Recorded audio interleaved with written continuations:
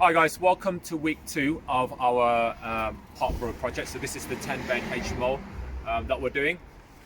This week, actually, if you walk in, we'll try and show it you. So this week, it's mostly the foundation that we've been focusing on.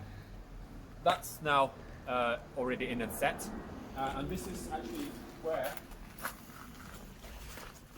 the extension would be built. So it's going to come all the way out here, increasing the footprint by quite a substantial amount. The drainage has been dug and put in, and I believe this has been signed off for by building regs. Done. Yep, all done. Okay, so and then next week we're just going to focus on clearing all this out, and also then trying to get to the rest of that as well. Put cement down there. But what I'll do is I'll let Dan walk through the specifics of this week.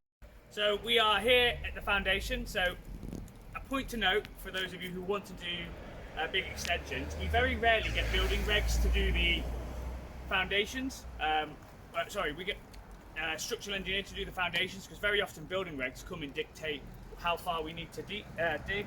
So this is a bit of a saving tip for you guys. If you're doing a foundation, don't get the structural engineer to do calculations on the foundations. Get the building regs out and they will over-engineer it, and you'll save a bit of cost there. And that's what we did here. We went down a metre, which is far deeper than we normally would for a two-story extension. And then we did the drainage ditch along here, as you can see. So we've dug a ditch beside the foundations. We've cut in for the drainage for the whole property. So now that's done.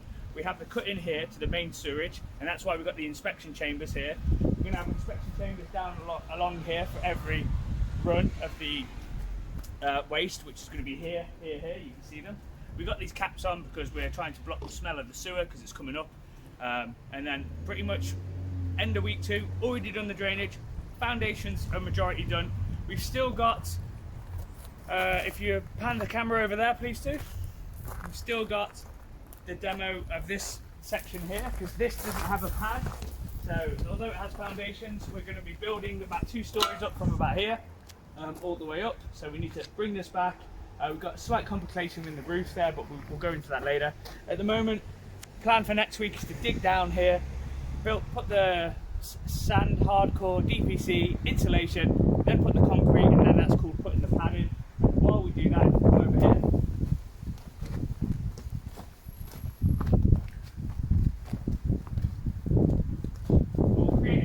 This needs to be deeper, so this wasn't deep enough for the building regs, so we have to go until we hit clay because we're still at sand, and then we'll be pouring this as well. This is sort of like just to not disrupt the development in the future if we get the additional 2 units, because how we've structured the deal is there's a sort of clawback if we can get planning for 2 extra units, and because we've had the relationship with the site, our planning team are still going through for the 2 extras. And we don't want to come back, ruin the garden to dig the foundations, because it's just going to be disruptive. So we're going to do it now and then put dirt over it, and then if we don't get planning, so what, we don't get planning. There's a foundation in there for the future. Got the holding up, as you can see, and we're very glad we did that, because it's a messy site, dangerous site. We want to keep the public out. What's the costing on the hoarding? Well, I mean, compared to what's going on, in relation to what's going on right now. In January, it would have been about 400, 500 quid. And because of obviously timber prices, so all this wood here costs 1,500 quid. Yeah. So a 3 times price increase, and that's just for ply. We even used a few strips. Bearing in mind, we bought some wood back in January that we also started to use. That was 15 quid, and these were 42 quid. So it's hideously more expensive. But it is what it is, and it's needed. What's going to happen as well? To explain, we've gone through some discharge conditions. We have to build this wall up and continue it along. So this will be pure amenity space, and the only entrance will be the original entrance here that you can see. We'll have to rebuild that back up with a new wall, which we'll do at a later stage.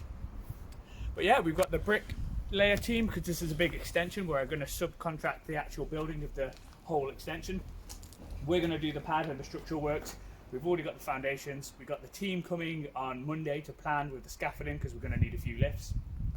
And we envisage this building to be built in about 4 weeks, and then we'll be on the roof and basically finishing off the internals The windows are ordered.